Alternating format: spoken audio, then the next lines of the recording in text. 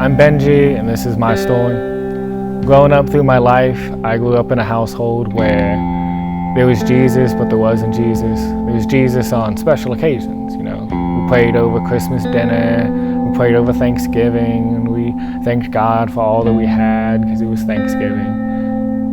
But he wasn't there besides that.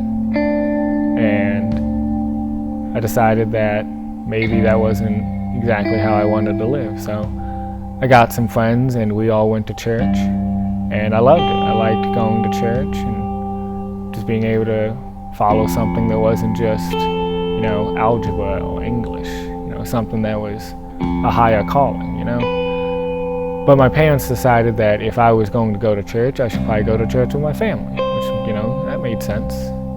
So my parents decided, they signed us up to become RCIA students, which is the Catholic introduction courses. So we did that, and that took 9 months. And 9 months later, I went in on Easter. I became baptized, and I started receiving communion, and I got confirmed in the church. And I said, wow, cool, I'm a Christian now. And so I continued on with life, and my dad started going to church. Well, he started going to college, and we couldn't go to church anymore because he was too busy on papers and studying and tests, so we didn't go to church. So I headed back to church with my friends. And my grandparents moved down, and I headed back to Catholic church, and then they couldn't go because it got too cold, and then back and forth for several years until I finally got invited to come to Alice Drive on a Wednesday night and attend their youth group, The Mix.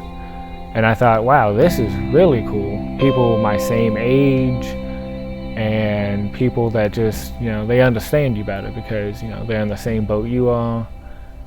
And so I continue to come every Wednesday. To this day, I still come. Junior year, I started getting a lot of people passing away in my life. I had a close friend. He lost his father and then his grandfather a few months later. And I had a close friend of mine. He committed suicide at the age of 20. I had to attend his funeral. And then a young girl at Alice Drive here, Katie Carter, she passed away. And that was very sad. And then at the beginning of the summer, after my junior year, I lost an uncle who died of cancer after fighting it for about 2 years. So I headed all the way up to New Jersey to his funeral.